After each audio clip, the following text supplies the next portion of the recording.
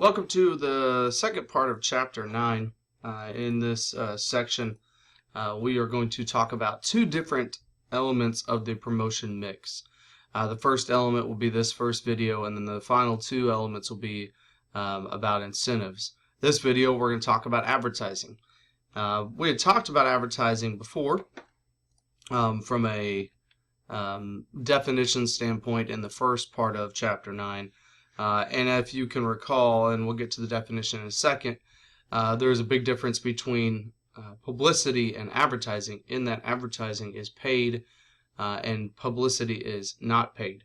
We can also remember that in advertising, essentially this is non-personal in nature, in that through advertising messages, there's nothing that is directly addressed to an individual. That is more personal selling, or personal contact, also known as. And so in this one, we're talking about mass communication. So when we talk about the basic idea of this promotional mix, the first thing we have to look at is this idea of the AIDA model. The AIDA model is a good way of understanding how consumers make decisions, and many times how we as marketers can select the correct promotional mix to match the desire that we have, or outcome. So for example, the AIDA model is a acronym that stands for awareness, interest, desire, and action. And this is a process. So essentially, if you can think about any type of consumer, they first become aware of a product. They then have an interest in that product. From that interest, they have a desire to purchase, or an intent to purchase. And then finally, they have an action, that is the purchase itself. And so, and this can be for really any type of consumption, even if it doesn't require a purchase. I have awareness of a sports blog. I have interest in that blog, so I have a desire to go look it up on a regular basis, and my action is actually doing that. And so the AIDA model, again, is reflecting these goals the consumer has. And so we know that through research, we can push these consumers along this path to move them up to an actual purchase or an action. We can do that through different promotional mix elements. And the first one is advertising. And so if you had a new product that was out, nobody really knew about it, or there wasn't a whole lot of consumers that knew about the product you have existing, then you might want to use advertising, because we know that advertising leads to awareness. And so if you know this going into understanding advertising, the reason why it is so popular is that so many people can see it with that one investment. So an advertisement on a billboard, or a radio ad, or a commercial spot, these are, again, non-personal but can reach the masses. So people become aware of it. Then you move them along to interest, and this is where in sports publicity comes into play. So if we know publicity is that non-paid mass communication, non-personal communication to the consumer, we know this is typically, and we'll get to this in the next part of Chapter 9, where we're talking about sports information directors and media relations specialists, for the ones where we're getting the media involved. We then move them to a desire, and this is essentially the second part of this chapter, and it's about incentives or sales promotions. How do we get them over that hump to actually make the purchase? And then the last one is selling, also known as personal contact or personal selling. And so we can see that if we look at it in this model, a consumer goes through this process, and we need to use different promotional mix elements to meet the different desires or goals of the consumer, or what we're trying to get the consumer to do. And so again, to start this off, we're talking about advertising, which is, again, about awareness. And so why do you think advertising is most commonly thought as the definition of marketing? I mentioned this before. The part of the reason is that it is very visible to the average everyday consumer. As we've seen before, here is the definition. Advertising is any paid form of non-personal presentation of ideas, goods, or services by an identified sponsor. We look at spending in advertising. It's estimated that a total amount of spending of $27.4 billion is spent on advertising annually. And among the top 50 advertisers, those top 50%, $5.65 billion was spent in 2011. And you might say, okay, well, that's a lot of money, but how much is in sports? We see that a recent study in 2015, and I believe another one came out in 2016, is saying the same thing, and that over a third of advertising spending on television is now spent on sports. And the big four, it's football, basketball, baseball, hockey, is $8.47 billion in ad sales. And so we can see that these are where people are spending their advertising dollar, where their advertising budget's going to.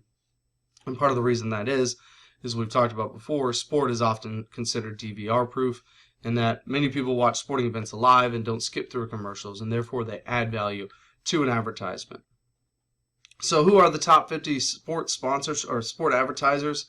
You can see them. These are from 2011, but they're very similar in the more recent data.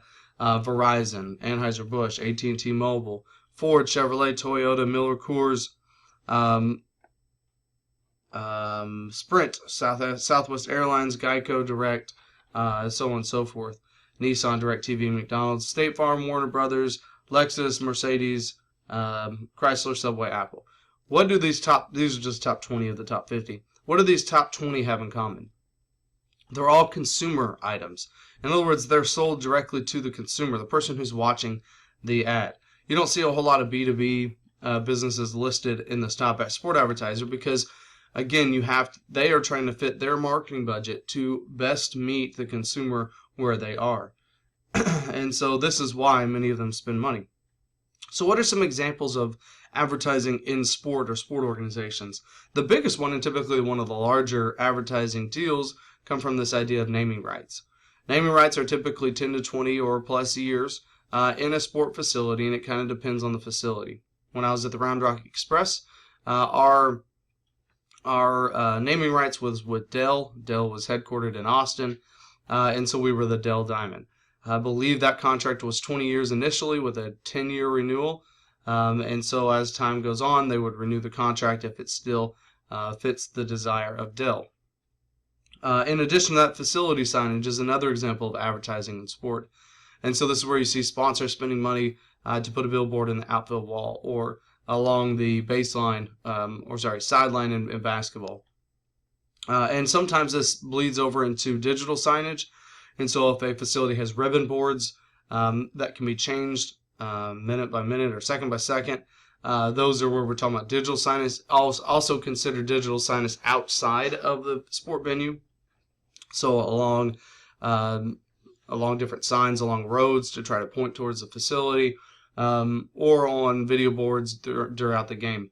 It also includes e-platforms such as websites. So typically when you see a sponsorship package that includes advertising, you'll see essentially the salesperson not only selling the team a ad spot on an outfield wall or a video board, they're also trying to sell them a spot on their website. And so they show them demographic variables to that. Broadcast and broadband commercials. These will be, again, what we've kind of been talking about before. That would be television, radio, that's broadcast. Broadband commercials would be those that are on the internet. Outdoor signage, and this is where the idea of ambush marketing comes in. Ambush marketing is in sport oftentimes considered when a sponsor that is not officially attached to a sport organization or an event tries to tie themselves to that event by putting up advertisements or outdoor signage that makes you think that they are a sponsor. So they're trying to get the benefits of being a sponsor or an advertiser that's an official sponsor of that sporting event or team without actually paying for it. But outdoor signage would be billboards, things like that. Product endorsements, this is where athletes get involved. So an athlete's trying to attach its own brand, we talked about that before, with an advertiser to try to see if there's a strategic fit, but also increase revenue for themselves.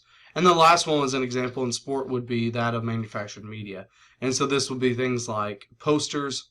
You ever see across, if you live at SFA's campus, you might see posters put up everywhere. Many times they're sponsored by somebody, and so there's an ad on there. I think this year's baseball is an advertiser for their schedules as well as posters is Tipton Ford. Essentially, it's manufactured media, that is those types of brochures, handouts, those types of things. Other forms or newer forms of advertising for sport properties a lot of times comes with technology. One of them is the professional leagues and networks. So these examples would be NFL Network, NBA TV, Major League Baseball's extra innings. All of these are examples of where they're individualized networks, and sometimes they're not even broadcast networks. and this is the second form of advertising in sport properties, will be broadband networks. So those would be the MLB.com at-bat app. And so you can watch any game through any device, and it's not actually broadcasted on television, it's through the internet. Another example is international broadcasting. So we see broadcasting rights deals growing every year for the EPL, English Premier League, for the IOC, for the FIFA World Cup. You start to see contracts with distributors that are starting to grow. And so international broadcasting is a big deal because we have the technology and the demand for it. And then the last one's television networks, and those will be more niche sports, so such as, let's say, NBC Sports Network. One of the things that they commonly broadcast is that of the more niche sports. They do try to sponsor some of the bigger events, but for example, the Tour de France is one thing that they have a contract with. More and more people are wanting to watch that. I personally spent several summers because I used to and still sometimes bike a lot, and that's something I'm interested in, and so I go get the NBC Sports Network just so I can watch the Tour de France. But those are all examples of advertising on these different types of networks that are starting to grow their viewerships. The last thing I want to mention is, what are some guidelines? So if you ever get into a scenario where you're actually having to put together an advertisement or try to advise for an advertisement or consult, what are some guidelines that we have to go through? The first one is that any advertisement needs to have tangible cues. In other words, the advertisement, again, is non-personal. It's mass communication. You have to be able to try to get them to do something. And so the tangible cues will be action-oriented. And so you're trying to get them to take an action. Come by, or here's information how to find out who we are, or where to find us, or when the event is, that kind of thing. You also want to capitalize on word-of-mouth communication. So using advertising methods that continually try to, and in many circumstances through electronic word-of-mouth, try to help that communication process. Let people help you help your consumers. In other words, let your consumers help each other. Make the service understood. In other words, don't create an advertisement that is so abstract or so unique that people don't know what type of product you're actually selling or what event you're actually trying to put on. Another one is establish advertising continuity, and this is across all elements or all different methods or mediums. You want to be able to create on your broadband commercials as well as your broadcast commercials the same message. You also want to have that in your online media, that kind of thing. You also want to advertise to your own employees, because many times they're your own ambassadors. And so many times marketing budgets are put into place, and part of those budgets are for internal use. And it kind of depends how large your organization is, but that's also something to consider. They have to believe in the product just like the consumer does, and actually more so. And then promise what is actually possible. So don't make off-the-wall statements about your product that you're selling. Make sure that you're promising what is in actuality, and try to be as honest in your statements as possible. Good advertisements will reflect a lot of these things, and many times not necessarily all of them will be.